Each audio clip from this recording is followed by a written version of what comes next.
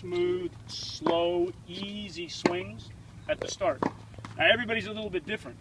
So, I'll tell you a quick story. When I was coaching Taylor Dent, he had a practice session one day with Andre, and about 20 minutes before the practice session, he came to me and he said, "Hey, can we go to the court right now?" And I said, "Well, we don't hit for another 20 minutes. And he's like, "Yeah, but I want to warm up for the hit with Andre." Because Andre would drop the first ball out of his hand and hit the holy crud out of it.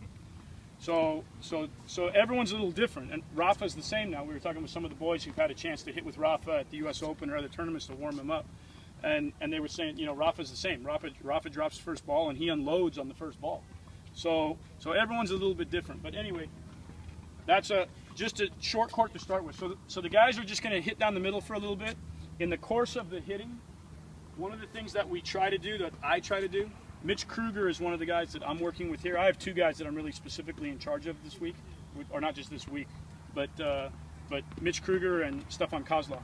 So when we're hitting like this, in fact, I'll ask him right now, Deaton, will you step up and just stand you with your toes on the baseline? Just hit for like 2 minutes like that. In the course of our warm-up, we generally have each guy take about 2 minutes and literally try and stand right about on top of the baseline and take every ball early from that position. So he'll do this for about 2 minutes, and Walker's just hitting in a normal position. Okay? Walker's supposed to hit just a normal ball. Deaton's going to try and take every ball on the rise and or actually have to pick the ball up. So there's some balls that he'll have to neutralize, and there's other balls that he can accelerate through, depending on where Walker's ball is. You guys notice right away, as soon as we start doing this, that they're not quite as consistent with keeping the ball through the middle of the court. So that's one of the things that we're going to try and do. I was down in Australia. I took some of our juniors down to Australia, and one of our boys, Michael Moe, had a practice session with Novak Djokovic on an off day for Novak. And one of the things that I noticed right away was that Novak literally stood, if this is the baseline, Novak literally stood right here for the first 20 minutes of the hit. And he did not one time, and I'm not exaggerating, he did not one time take a step back on a ball.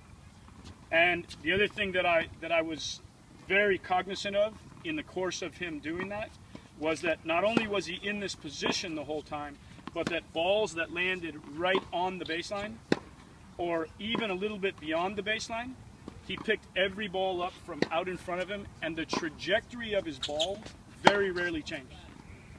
It wasn't like, I mean, whether the ball bounced up there and he had time to just hit a normal ball, or whether he was picking a ball up and going like this, the trajectory of the ball was virtually the same the whole entire time. And I was very cognizant of it because of this, because we try to do this. This is one thing, going back to Mitch. I've been having Mitch on a daily basis in his warm-ups and his hits spend 2-3 minutes like that. Hey, will you guys switch? So Walker, you step up to the baseline and Deaton, you back up. So we'll just do that, and like I said, 2 minutes, 3 minutes. Sometimes we do it longer. Sometimes we do it as actually more of a drill type thing. Sometimes we just do it like this in the course of the warm-up. Just to also kind of break down a misnomer, I think. I think everyone has the impression that Jose Higueras is this very defensive-oriented, very clay court-oriented tennis player or tennis coach. Jose has the guys do this all the time, and part of it is that because he spent time with Roger. Roger does this every single practice that he does. Roger stands right on top of the baseline and picks the ball up and does this. Hey, for you guys, if you're working with juniors and you're working with younger kids, is this going to be an easy drill to do? No. Not at all. You have balls going. You might have to buy some crash helmets for everybody. But you know what? In my after school and my junior program, we had our kids try and do this. You can do this as a fed ball drill if you need to. So you can have the kids stand right against the baseline and feed balls. Okay. Another thing just to mention again, my philosophy, and it's not just with these guys. I'm talking about with my junior program that I ran, with my after school program, which the kids aren't a very high level. We tried to do, and I personally am a big believer in live ball hitting. We try to get the kids doing as much live ball hitting as we possibly can. So there's certain things, obviously, when you get to certain levels, and if you have kids that are at a much, much lower level, we'd have a coach that would take some of those kids onto a particular court and do some fed ball drills and work a little bit on technique within our clinic program. But then we try and get them into the live ball hitting as much as we can. and get them actually swinging at balls. For me, it's easy for all of us to make a kid look pretty good with a fed ball, but they really learn how to play and become a better player if you make them hit live ball. So, how are these guys looking so far? I heard Walker complaining that he couldn't hit a ball, but are you nervous, Walker? Yeah. I like that. All right, back up, man. Back up to a normal position. So that's one thing that we'll do on a regular basis. All right, you guys, hey, let's go backhand to backhand, slices only, okay? So this is another thing that we'll do normally. We spent, Walker wasn't there, but Deaton spent about a week down in Palm Springs before the Bakersfield event. We had Walker, a guy named Riley Apelka, Tommy Paul, Alex Rybakoff, and then a little bit later in the week, Mitch Kruger and Stefan Kozlov all came out. And we do slice backhands every day. Some of you guys weren't here before, but I'm a big believer. I know Jose's a big believer, and like I said, I think the slice backhand is the thing that transitioned Jim Courier from being a top 30 player to being #1 in the world, because it gave him a chance to play defense. So that other drill, standing on top of the baseline, is obviously it's a combination of both offense and absorbing, so defending a little bit. This is obviously we're working a little bit on defensive skills, but I think we also all make a mistake at times thinking that the slice is more of a defensive shot. I always tell the kids that I work with that you should be able to slice from 4 different positions or at 4 different times. 1, when you're stretched wide.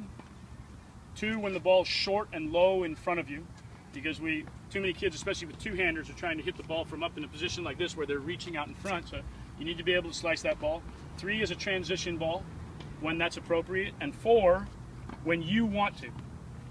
When you want to, because you want to change the rhythm of the point, because you think there's an advantage to slicing to a guy because he doesn't hit the ball particularly well from a particular position. So his forehand, maybe he's got a huge Western forehand and you want to try and take advantage of that. So we'll do slices every day, and there's a lot of different variations. We do this one. We'll do...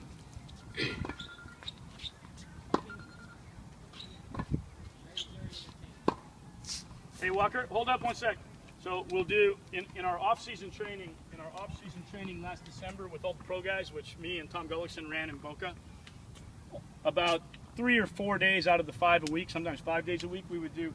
Deaton, let's have you slice from that corner 3/4 court, and Walker, you're only hitting forehand to that corner. So we'll have this guy. We did this drill almost every day, where this guy's hitting slices. And he can go 3/4 court, so somewhat to the forehand. Walker, you got to cover more of the court because Deaton's going to slice right there. Stay in your normal position and then move a little bit.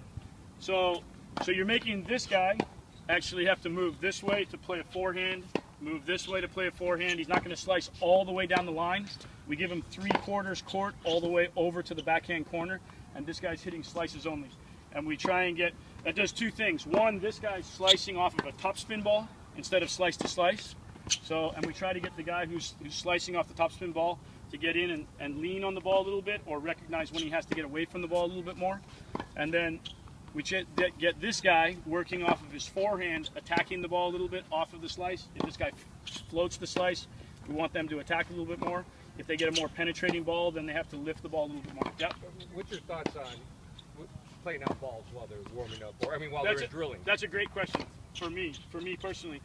I'm a really strong believer. This is my personal philosophy. I see different scenarios with different coaches at the USTA, but for me personally, I'm a big believer in the fact that the guy should hit every ball, regardless of whether it's in, out, long, wide.